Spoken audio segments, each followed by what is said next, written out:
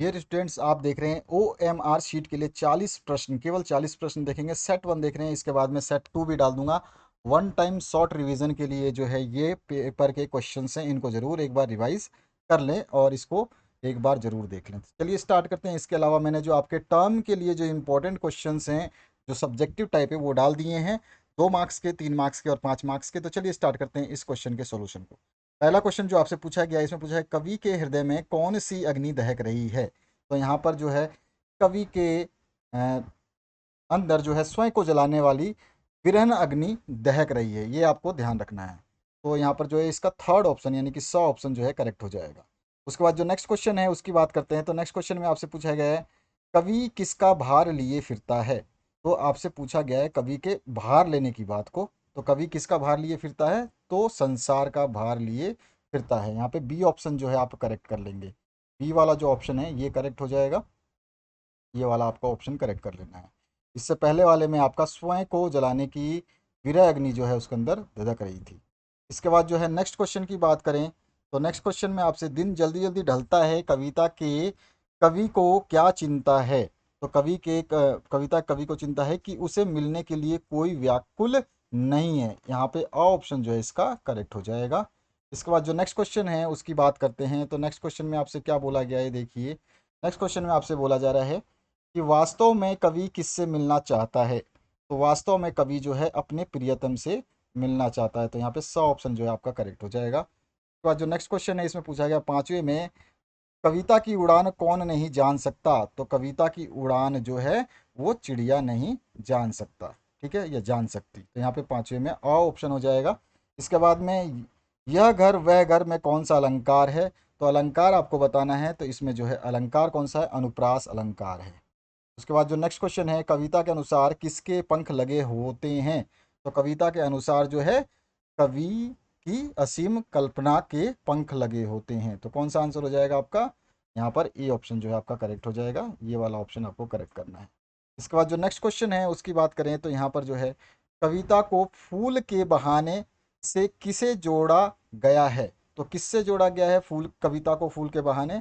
तो यहाँ पे जो आंसर आ जाएगा वो आपका आ जाएगा खिलने की प्रक्रिया से। तो यहाँ पे ध्यान रखना है, मैं इसलिए आंसर्स लेट बता रहा हूँ ताकि आप एक बार अपने आप को चेक कर लें कि आप इसका आंसर जानते हैं नहीं जानते। नहीं तो मैं फटाफट आपको आंसर्स इसके बता सकता हूँ, तो उसकी ज़रूरत नहीं है।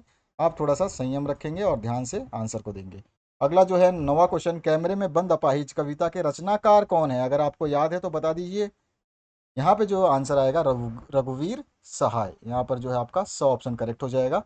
कैमरे में बंद अपाहिज कविता में किस पर व्यंग किया गया है। तो ये तो आप बिल्कुल आसानी से बता सकते हैं। इस पे किस किस पे व्यंग किया गया है। तो कार्यक्रम प्रस्तुतकर्ता की शैली पर किस पे व्यंग किया गया है। ऑप्शन जो है आपका करेक्ट हो जाएगा।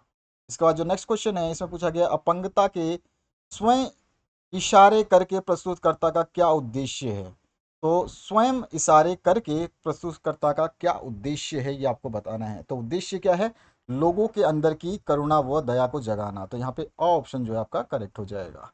उसके बाद जो नेक्स्ट क्वेश्चन है उसकी बात करते हैं। यहाँ पे पूछा गया हम पूछ पूछ कर रुला देंगे पंक्ति में कौन सा भाव निहित है। तो यहाँ पर जो है भाव निहित पूछ रहा है आपसे, तो इसमें क्रूरता का भाव निहित है। तो यहाँ पे ऑप्शन करेक्ट हो जाएगा। सहर्ष स्वीकारा है कविता में कवि किससे संबोधित करने करके अपने विचार रख रहा है, किससे संबोधित करके विचार रख रहा है। तो यहाँ पर जो है आपका कौन सा ऑप्शन सही होगा, तो यहाँ पर रहस्यमयी प्रेमी को। तो यहाँ पर जो है बी ऑप्शन करेक्ट हो जाएगा। देखते हैं आप कितने आंसर्स को सही बता पाते हैं। केवल 40 क्वेश्चन इस वीडियो में हम देखने वाले हैं। अपने प्रिय के लिए कवि के मन में क्या है। तो अपने प्रिय के मन में कवि के लिए क्या है ये आपको बताना है। तो आंसर क्या हो जाएगा, यहाँ पे सारी चीज़ें जो हैं ये अपने प्रिय के लिए है। तो उपरोक्त सभी हो जाएगा। क्वेश्चन के आंसर्स आप पढ़ लेना, मैं पढ़ चुका हूँ। इसके बाद में 15वां क्वेश्चन है कवि की आत्मा क्या सहन करने में असक्षम है। तो कवि की आत्मा क्या सहन करने में असक्षम है ये आपको बताना है। तो यहाँ पे कौन सा ऑप्शन आपके हिसाब से सही होना चाहिए, कठोरता और कठिनाई को। यहाँ पर जो है बी ऑप्शन जो आपको करेक्ट करना है। इसके बाद में नेक्स्ट जो है आपका कवि किसकी खुशी में अपनी खुशी को देखता है। तो कवि किसकी खुशी में अपनी खुशी को देखता है ये आपको आंसर बताना है। तो इसका क्या आंसर हो जाएगा, तो यहाँ पे जो आंसर हो जाएगा इसका अपने प्रिय की। तो आपने सही सोचा होगा बिल्कुल। उसके बाद में शमशेर बहादुर का जन्म कहाँ हुआ था। तो इसका आंसर क्या होगा ये आप बता सकते हैं। तो उनका जन्म जो है देहरादून में हुआ था। उसके बाद जो नेक्स्ट क्वेश्चन है, उषा कविता में सूर्योदय कैसा चित्रण किया गया है, सूर्योदय का कैसा चित्रण किया गया है ये आपको बताना है। तो इसमें आपको क्या आंसर मिलेगा, गतिशीलता का चित्रण किया गया, तो यहाँ पर जो है स ऑप्शन करेक्ट हो जाएगा। चौके के गीले होने का क्या भावार्थ है, चौके के गीले होने का क्या भावार्थ है ये आपको बताना है। तो इसका क्या आंसर हो जाएगा 19वें क्वेश्चन का, मैंने आपको पहले भी करा रखे हैं क्वेश्चंस, तो वातावरण में नमी, यानी कि बी ऑप्शन करेक्ट हो जाएगा। उसके बाद जो है गौर झिलमिल देह किसका प्रतीक है, तो गौर झिलमिल देह आपको बताना है किसका प्रतीक है। तो यहाँ पर जो है आंसर आप बता सकते हैं किसका होगा आंसर सही, तो यहाँ पर जो हो जाएगा सूर्य के प्रकाश का, तो स ऑप्शन जो है इसमें करेक्ट हो जाएगा। इसके बाद जो है भक्तिन को उसके पति ने कभी क्यों नहीं पीटा, इसका आंसर क्या होना चाहिए, तो इसका आंसर हो जाएगा कि वह बड़े बाप की बड़ी बात वाली बेटी को पहचानता था। इस तरह से ये सारे ऑप्शन सही हैं, तो यहाँ पे उपरोक्त सभी हो जाएगा। इसके बाद में भक्तिन की चारित्रिक विशेषता आपको बतानी है, तो उसकी चारित्रिक विशेषता कौन सी है इसमें से आपको बतानी है। तो यहाँ पर जो है कर्तव्यपरायण थी, संघर्षशील थी, स्वाभिमानी थी, उपरोक्त सभी जो है यहाँ पे हो जाएगा। उसके बाद 23 नंबर है, भक्तिन कमाई के विचार से शहर क्यों आई थी, तो भक्तिन का आने का क्या रीज़न था ये आपको बताना है। तो इसका रीज़न जो है उपरोक्त सभी हो जाएगा, द ऑप्शन जो है इसमें करेक्ट है। उसके बाद में नेक्स्ट है आपका भक्तिन का विवाह कब हो गया था, तो भक्तिन का विवाह जो है कब हो गया था ये आपको बताना है। तो भक्तिन का विवाह जो है वो 5 वर्ष की उम्र में हो गया था, ये सही हो गया। 25वां क्वेश्चन है, लेखक के अनुसार बाजार कब जाना चाहिए। 25वां क्वेश्चन आपको बहुत आसानी से याद होगा, जब मन खाली हो तब बाजार जाना चाहिए, ये लेखक के अनुसार है। मन खाली सॉरी जब मन खाली ना हो तब बाजार जाना चाहिए, ठीक है, जब मन खाली ना हो, खाली मन लेके जाओगे तो बाजार में कोई फायदा नहीं। उसके बाद में नेक्स्ट क्वेश्चन जो है, लोग भगत जी का चूरन लेने को क्यों उत्सुक रहते थे, तो लोग भगत जी का चूरन किस लिए लेते थे, तो वे उन्हें सद्भावना रखते थे, वे उनसे सद्भावना रखते थे, यानी कि उसको जो है पसंद करते थे। तो यहाँ पे क्या हो जाएगा, यहाँ पर आपका बी ऑप्शन जो है करेक्ट हो जाएगा, तो यहाँ पर ये वाला ऑप्शन करेक्ट हो जाएगा। उसके बाद जो है आपका बाजार दर्शन पाठ में लेखक ने किसे स्पष्ट किया है, बाजार दर्शन में किसे स्पष्ट किया है, तो यहाँ पे क्या आंसर आ जाएगा, यहाँ पर उपभोगवाद को भी, बाजारवाद को भी, बाजार की सार्थकता सभी को, यानी कि द ऑप्शन करेक्ट हो जाएगा। बाजार लोगों को आमंत्रित क्यों करता है, ये आपको आंसर बताना है, बाजार लोगों को आमंत्रित क्यों करता है, तो ये हो जाएगा आपको ग्राहकों को लूटने के लिए, तो यहाँ पे बी ऑप्शन जो है आपका करेक्ट हो जाएगा। इसके बाद जो नेक्स्ट क्वेश्चन है, यशोधर बाबू ने किसे सुस्त ठहराया है, तो यशोधर बाबू ने किसे सुस्त ठहराया है, तो दफ्तर की घड़ी को वो सुस्त ठहराता है। उसके बाद चड्ढा ने यशोधर बाबू की घड़ी के बारे में क्या कहा, तो यहाँ पर जो आंसर आप बताएंगे वो कौन सा सही होगा, सेट इसमें आंसर, तो वो होगा आंसर आपका चूनेदानी, क्या हो जाएगा चूनेदानी। उसके बाद जो नेक्स्ट क्वेश्चन है आपका 31 नंबर, किशन दा का पूरा नाम क्या था, तो किशन दा का पूरा नाम आपको बताना है, याद भी रखना है। तो किशन दा का पूरा नाम जो है कृष्णानंद पांडे था, तो बी ऑप्शन जो आपका करेक्ट हो जाएगा। यशोधर बाबू का बड़ा लड़का कहाँ नौकरी करता था, तो यशोधर बाबू का बड़ा लड़का विज्ञापन संस्था में कार्य करता था, यहाँ पे ए ऑप्शन आपका करेक्ट हो जाएगा। 33 नंबर, निम्न में से किसे समाचार पत्र की आत्मा कहा जाता है, तो किसे कहा जाता है समाचार पत्र की आत्मा को, तो यहाँ पे संपादकीय पृष्ठ को कहा जाता है, तो यहाँ पर जो है अ ऑप्शन जो है आपका करेक्ट हो जाएगा 33 में। 34 की बात करें तो फीचर लेखन में सत्य एवं तथ्य के साथ किसका समावेश होता है, तो यहाँ पे आपको बताना है किसका समावेश होता है, तो रचनात्मकता का समावेश होता है।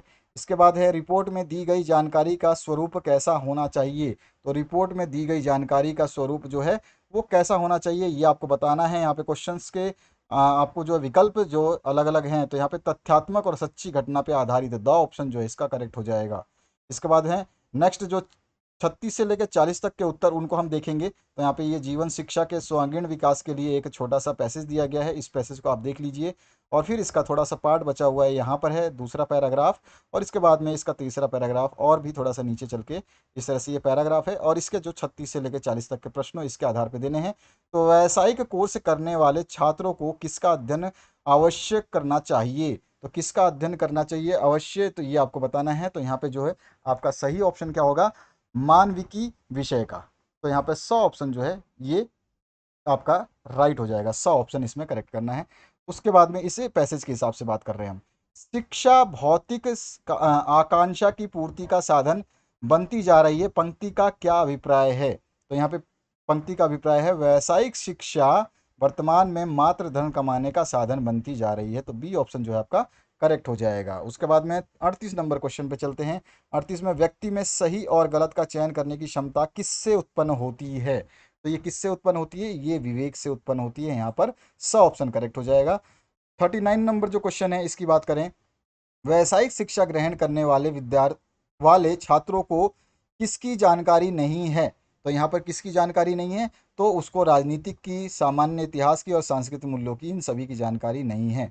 और इसके बाद में 40वां और अंतिम क्वेश्चन है, एक शिक्षित व्यक्ति में समाज कल्याण के लिए किन बातों का होना आवश्यक है? तो किन बातों का होना आवश्यक है? निर्बल की सहायता करना, दूसरों के दुख में दुखी हो जाना और दुखियों के दुख को दूर करने का प्रयास करना। यानी कि यहाँ पे सारे ऑप्शन सही हैं, तो द ऑप्शन जो है करेक्ट हो जाएगा। तो इस तरह से आपने इंग्लिश स्कोर के मोस्ट इंपॉर्टेंट जो है 40 प्रश्नों को इस वीडियो में देखा। सेट 1 के नाम से ये वीडियो है। सेट 2 में भी 40 क्वेश्चन मैं आपको डाल दूंगा इसी तरह से आंसर्स के साथ में, आप उनको जरूर एक बार देख लेना। 1 मार्क्स का जो है 1 शॉर्ट रिवीजन है ये आपका। इसको जरूर आप अपने दोस्तों के साथ में शेयर कर दें और आपका एग्जाम के जो अच्छा हो उसके लिए हमारी तरफ से best of luck. Thank you very much, have a good day.